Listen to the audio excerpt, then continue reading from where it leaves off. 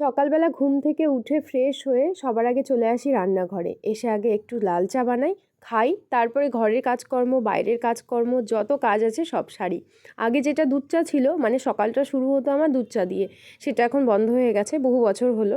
আর দুধ চা খেতে পারি না সকালবেলা। এখন এক কাপ লাল চা বানিয়ে নিই, নিয়ে খেয়ে তারপরে সমস্ত কাজকর্ম করি। এখানে আমার জন্য চাটা ছেঁকে নিলাম, পরে স্নিগ্ধার বাবাকে দেবো। হ্যালো বন্ধুরা, গুড মর্নিং। আজকে শনিবার আর এখন বাজে সকাল 9:30। আজকে এত লেট করে ঘুম থেকে উঠেছি, 9:30 বেজে গেছে।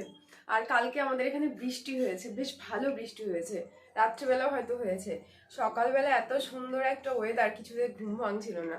তো এখন ছাদে গেলে আরো বেশি ভালো লাগবে, কিন্তু সময় নেই ছাদে যাওয়ার। ছাদে যেতে হলে সকাল সকাল ঘুম থেকে উঠতে হবে। সে যাই হোক, এই যে এখানে এক কাপ সুন্দর করে লাল চা বানিয়ে নিয়েছি। আর ঘুম থেকে উঠে দেখছি বাবা আর মেয়ে নেই, তারা চলে গেছে বাজারে। মানে আমাকে হয়তো ডেকেছে, আমি ঘুম থেকে উঠিনি, ওরা চলে গেছে। আর বাচ্চাটার আমার একটুখানি শরীর খারাপ, মানে হাতের ব্যথা, ভ্যাকসিন হয়েছে যার জন্য। তো যাই হোক, চলো এখন তাড়াহুড়ো করে কাজকর্ম করব, সঙ্গে এক কাপ চা খাই আগে শান্তি করে, তারপরে বাদ বাকি সব কাজ। সকাল সকাল আবার বৃষ্টি শুরু হয়েছে, কিছুক্ষণ বৃষ্টিটা বন্ধ ছিল, আবার শুরু হয়েছে বৃষ্টি। আর কি ভাল লাগছে বাইরেটা দেখতে। প্রায় অনেক দিন পর আজকে আবার ডেলি ব্লগ শুরু করলাম, আর তার মধ্যে আবার ওয়েদারটা এত ভালো, বাইরে বৃষ্টি হচ্ছে, তোমাদের তো দেখালাম। তো ভেবেছিলাম রান্নাটা বসিয়ে দেবো, সকাল সকাল রান্না করে নেব। তারপরে মনে হলো না, রান্নাটা করার জন্য যে জিনিসটা দরকার সেটা আমার কাছে নেই। মানে আজকে করব একটুখানি ইলিশ মাছ, তার জন্য বেগুন দরকার, তো বেগুনটা নেই। তো ভাবলাম না, চলেই যাই, কারণ স্নিগ্ধার পাপাকে বলতে বলতে আমার রান্না হয়ে যাবে। মানে ওকে এখন যদি বলি মিনিমাম আধা ঘন্টা 1 ঘন্টা পর ও বাজারে যাবে। তার থেকে ভালো আমি কুর্তিটা পরে নিই, একেবারে বাজারে গিয়ে বাজার করে এসে রান্না শুরু করে দেবো। তো তার আগে ভাবলাম যে আগে বেডটা ভালো করে গুছিয়ে নিই, কারণ ওই বাজার থেকে এসে যদি অগোছালো বেড দেখি আমার নিজেরই কেমন একটা লাগে, মানে একেবারেই আমার ভালো লাগে না অগোছালো বেড। তো আগে বেডটাকে ভালো করে গুছিয়ে নেব, স্নিগ্ধার ঘরের বেডটাও একটু গুছিয়ে নেব।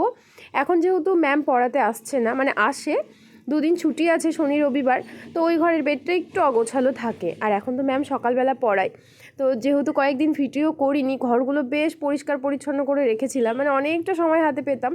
আর এই যে এই ব্যাগগুলো দেখছো, এই ব্যাগগুলো আমি মিশো থেকে কিনেছি। শীতের সমস্ত জামা কাপড়, মানে সোয়েটার চাদর যেগুলো আছে সেগুলো রেখেছি। এর আগেও কিন্তু আমি কিনেছিলাম 2 বছর আগে, 4টের কম্বো ছিল।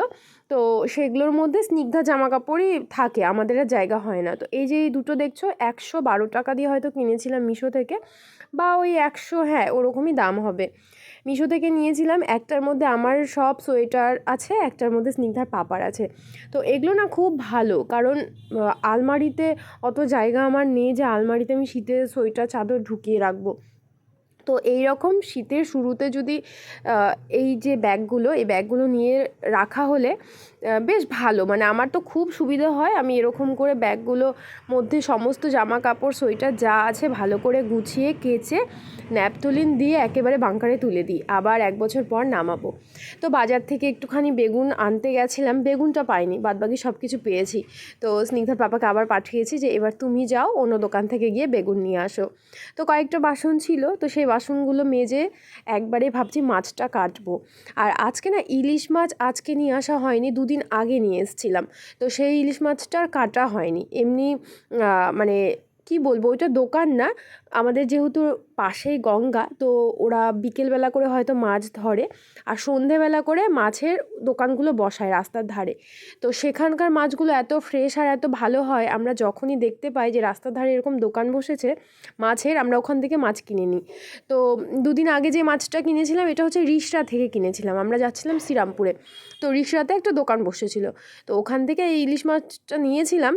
নর্মাল দোকানের ইলিশ মাছটা দেখো অত কিন্তু বড় না, ছোটই আছে, কিন্তু এত সুন্দর গন্ধ বেরোচ্ছিল। এটা হচ্ছে গঙ্গার ইলিশ, মানে আমাদের যে গঙ্গা, এখান থেকেই ধরেছে গঙ্গার ইলিশ, ভীষণ ভালো, মানে জানি না খেতে কেমন হবে, কিন্তু গন্ধ বেরোচ্ছিল। আর নর্মাল দোকান থেকে যে ইলিশগুলো কিনে নিয়ে আসা হয় সেগুলো তো রান্নার পরেও গন্ধ বেরোয় না। তো যাই হোক, ইলিশ মাছটা তাজা ছিল, আর ইলিশের বাসিটাই বেশি ভালো লাগে, মানে টাটকা অত ভালো লাগে না। আর যেদিন ইলিশ মাছটা কেনা হয়েছিল সেদিন আবার আমি চিকেন করেছিলাম, তো ভাবছিলাম 2 দিন পরেই রান্নাটা করব। তো এখানে হচ্ছে সুন্দর করে ইলিশ মাছটাকে কেটে নিলাম, খুব একটা বড় না, আসলে এটাই সবথেকে বড় সাইজ ছিল, এর থেকে বড় ছিল না। আর এর থেকে ছোট ছোট ছিল, তো বেশি ছোট আবার ইলিশ মাছ ভালো লাগে না। তখন ভালো করে ধুয়ে তারপরে হচ্ছে বেগুন দিয়ে রান্না করব। আর ইলিশ মাছ দেখবে বেগুন দিয়ে বেশি ভালো লাগে, অনেকে অনেক রকমভাবে রান্না করে, আমি তো ওই সর্ষে দিয়ে বেগুন দিয়ে একটা রান্না করি আর একটু পোস্ত দিয়ে ভাপা সেটা। নাহলে ইলিশ মাছ দেখলে না আমার অন্য কিছু এক্সপেরিমেন্ট করতে একেবারেই ভালো লাগে না। অন্যান্য মাছ দিয়ে অনেক কিছু করতে ইচ্ছে করে, কিন্তু বেগুন দিয়ে মনে হয় ইলিশ মাছটা না যেইভাবে শিখেছি মায়ের কাছে সেইভাবেই করব। অনেকে আলু দেয়, আদা জিরে দিয়ে করে, আমার কখনোই ওগুলো ইচ্ছা হয় না। আমার মনে হয় ইলিশ মাছ মানে সর্ষে পোস্ত না হলে বেগুন, এই কয়েকটা ছাড়া ভালো লাগে না।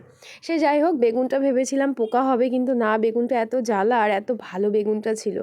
তো এখানে কয়েকটা ইলিশ মাছ মানে যে কয়েকটা পিস হয়েছে সবগুলো একবারে রান্না করে নেব, যেহেতু বেশি বড় না, ছোট ইলিশ মাছটা। তো ইলিশ মাছটা ভাজিনি, জাস্ট এপিট ওপিট করে নিয়েছি। ভাজলে তো ওর ফ্লেভারটা চলে যায় আমার মনে হয়, অনেকে ভাজে, কিন্তু আমি ভাজিনি, জাস্ট তেলে দিয়ে এদিকে একবার ওইদিকে একবার করে উল্টে পাল্টে নামিয়ে নিয়েছি। তারপরে দিয়েছিলাম একটু হচ্ছে কালো জিরে, আর এখানে ছিল শুধু সর্ষে, পোস্ত দিইনি যেহেতু বেগুন দেবো। একটুখানি সর্ষে দিয়েছিলাম বেটে, আর শুকনো লঙ্কার গুঁড়ো দিলাম, একটুখানি দিলাম হলুদ গুঁড়ো। শুকনো লঙ্কার গুঁড়ো না দিলেও ভালো হতো, বা না দিলেও হতো। কাঁচা লঙ্কাগুলো চিড়ে দিইনি, এমনি গোটায় দিয়েছি, যেহেতু স্নিগ্ধাও একটুখানি খাবে, আর বাচ্চাটা আমার খেতেই পারছে না, ইলিশ মাছ তো খেতে পারবেও না, ওকে একটু ডিম সিদ্ধ করে দেবো ভেবেছি। তো মশলাটা ভালো করে কষাইনি, মানে যেহেতু সর্ষে, কষানোর তো কোনো ব্যাপারই নেই। নাড়াচাড়া করে বেগুন আগে থেকে ভেজে রেখেছিলাম, আর যে ইলিশ মাছটা নাড়াচাড়া করে মানে এপিট ওপিট করে রেখেছিলাম সেটা দিয়ে একটুখানি জল দিয়ে ভালো করে ফুটিয়ে নেব। যেহেতু হচ্ছে মাছটা কাঁচাই আছে, ভাজা হয়নি সেইভাবে, তো একটুখানি বেশি করে জল দিয়ে, মানে যতটা দরকার, এক বেলার ঝোল হবে আমার, দুবেলারই করবো, এক বেলার না। তো একটুখানি জল দিয়ে ভালো করে ফুটিয়ে নামিয়ে নিয়েছিলাম। আর দেখো, দেখতে যতটা ভালো হয়েছিল খেতেও ভালো হয়েছিল, বেগুনটাও ভালো ছিল। আর এখানে কালকের একটু সবজি ছিল, আলু পটলের সবজি, এটা স্নিগ্ধার পাপা খাবে, আমি আর স্নিগ্ধার খাবো না। আর এখানে সজনে ডাঁটা একটুখানি চটচটি করেছিলাম। এই হচ্ছে আমাদের শীতকাল না, বৃষ্টির মধ্যে সুন্দর একটা খাবার যেটা বানিয়েছিলাম। তারপরে স্নান করে এসেছি একটুখানি ছাদে। এখন যেহেতু বর্ষাকাল শুরু হবে, এত পরিমাণে জুঁই ফুল আর বেল ফুল আমার ছাদে ফুটবে যে ওগুলো দিয়ে পুজো করে, মানে পুজো করার পরও বেঁচে যাবে, এরকম একটা হয়, মানে এত পরিমাণে ফুল ফোটে। কালকে জুঁই ফুল তুলে নিয়ে গেছিলাম, মানে এই যে থালাটা দেখছো, এক থালা। কালকে তো ভিডিও করিনি, না হলে তোমাদের দেখাতে পারতাম। আর আজকেও দেখো কতগুলো জুঁই ফুল ফুটেছে। আর এর আগে যেটা তুললাম ওটা হচ্ছে বেল ফুল, মানে এত পরিমাণে আমার ছাদে জুঁই ফুল আর বেল ফুল ফোটে, পুজো করেও শেষ করা যায় না এই রকম, মানে এত এত ফুটে। কালকে তো প্রচুর ফুটেছিল, এক থালা। আজকে অনেকটা কম, যেহেতু কালকেও তুলে নিয়ে গেছি। তো একটু করে বৃষ্টি হবে আর এই জুঁই ফুল আর বেল ফুল এত পরিমাণে ফুটবে গাছে, আর গন্ধ তো কোনো তুলনাই নেই, মানে এত সুন্দর গন্ধ হয়। আর নয়নতারাও প্রচুর গাছ লাগিয়েছি এবার। এবার ভেবেছি গাছ কিনে আর লাগাবো না, এই যে এই টাইপের গাছগুলো না প্রচুর ফুল দেয় আর দেখতেও ভালো লাগে। নয়নতারা দু রকমের লাগিয়েছি, একটা লাল, একটা সাদা, আর একটা হচ্ছে গোলাপি। তো লালটা যেহেতু ওই কী বলবো, চায়না কি একটা বলে, নামটা ভুলে গেছি। তো এগুলো লোকাল, যার জন্য এগুলো প্রচুর ফোটে। আর কালকে আমি প্রচুর ফুল তুলে নিয়ে গেছি, যার জন্য আজকে একটুখানি কম আছে। তো চলো পুজোটা দিয়ে নিই। আর এই দু চারটে জুঁই ফুল বা বেল ফুল ঘরে রাখলে এত গন্ধ বেরোয়, মানে স্নিগ্ধার ছোট্ট একটা ঘর, তো ঘরটা গন্ধে মম করে, ভীষণ ভালো লাগে। তো চলো পুজোটা করে নিই, পুজোটা করে স্নিগ্ধাকে আবার খাওয়াবো, তারপর তোমাদের সঙ্গে কথা হচ্ছে। এখন সন্ধেবেলা, সন্ধে না, 8:30 বাজে। স্নিগ্ধার বাবা নাইট ডিউটিতে গেছে, আমি এক কাপ চা বসালাম, একটুখানি চা আর ব্রেড খাবো। ঘরের অবস্থা তোমাদের যদি দেখাই বুঝতে পারছি, কিন্তু কিছু করার নেই। আমার একদম, আমি দুপুরের আগে আমার ঘর পুরো পরিপাটি হয়ে থাকবে, মানে সকালের দিকটা যতই অগোছালো নোংরা হয়ে থাক, আমি বিকেলবেলার দিক থেকে একদম, মানে বিকেলবেলা ঘুম থেকে ওঠার পর আমার ঘর যাতে চারিদিকে একদম পরিপাটি থাকে, এটা আমার আগাগোড়ায় স্বভাব। কিন্তু এখন আমার ঘরের অবস্থা তোমরা যদি দেখো, স্নিগ্ধার এতই হাতে ব্যথা, মানে যাই হোক কমেছে এখন, যেহেতু কালকে ভ্যাকসিনটা হয়েছে। হাতে ব্যথা, জ্বর এসেছিল, জ্বরটা নেই। আর প্রবলেম হচ্ছে বাচ্চাটা, বুঝতে পারছি। এবার খেলতে চাইছে না, মানে ও এত খেলতে ভালোবাসে, ফোন টোন টিভি দেখার ওর অত ইন্টারেস্ট নেই, খেলতে ভীষণ ভালোবাসে, খেলবো খেলবো খেলবো করে, সেটাও পারছে না। ড্রয়িং বের করে রেখেছে, খেলনা ছড়িয়ে রেখেছে, কিন্তু খেলতে পারছে না। তবে ঘরের অবস্থাটা দেখায়, এই যে বিছানার এই অবস্থা, আর মেঝের এই অবস্থা। মেঝেতে কি কি পড়ে আছে সেটা বুঝতে পারছো না, গাজর, টমেটো, পেঁয়াজ, রসুন, তারপরে হচ্ছে সাবু, আলু, পেঁয়াজ রসুনের গন্ধ এই ঘরের মধ্যে, কি বলবো, যা তা অবস্থা। কিন্তু তবুও থাক, একটুখানি খেলুক, খেতেও পারছে না ভালো করে, মানে শরীর ভালো না থাকলে যা হয়। এবার ভ্যাকসিনটা দিয়েছে তো একটু তো ওর এ থাকবে, ওই যে ডাইনিংয়ের ওই অবস্থা, এই যে এই অবস্থা চারিদিকে ছড়িয়ে ছিটিয়ে রেখেছে। আমি এক কাপ চা বসালাম আর এখানে একটুখানি ব্রেড আছে, ওটাই খাবো। খেয়ে দিয়ে ওর জন্য কিছু রান্না করব। খাওয়াতে তো প্রবলেম নেই, কিন্তু যেহেতু হাত ব্যথা, ওর খেতে ইচ্ছে করছে না, ওর জন্য একটুখানি খিচুড়ি বানাবো। আর আমার দুপুরের ওই মাছের ঝোল আছে একটুখানি, আর ভাতও হয়ে যাবে বোধহয়। না হলে আমি আর রান্না করবো না, কালকে স্নিগ্ধা বাবা চলে আসবে, ওর কালকে হচ্ছে ছুটি আছে।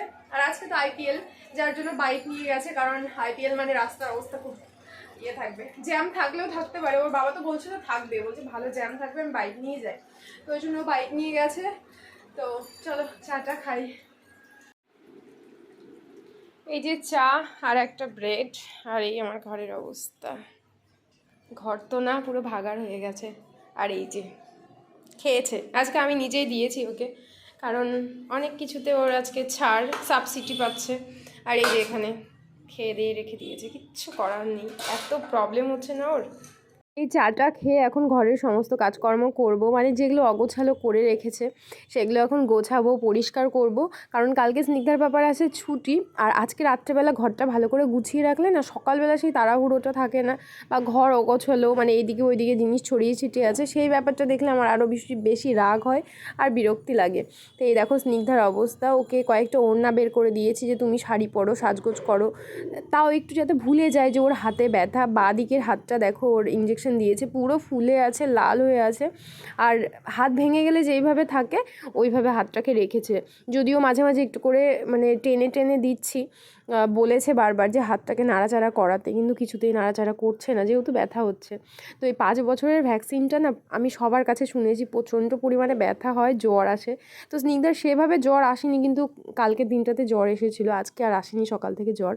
যাই হোক, এখন কাজকর্ম করব, ওকে একটু খাওয়াবো। আর ওর পাপাও নেই, রাত্রেবেলা যে কী পরিমাণে বিরক্ত করবে, রাত্রেবেলা তো ঘুমাচ্ছেই না, কান্নাকাটি করছে। যাই হোক বন্ধুরা, আজকের ভিডিওটাকে এই পর্যন্ত রাখছি, দেখা হচ্ছে তোমাদের সঙ্গে কালকে অন্য কোনো ভিডিওতে।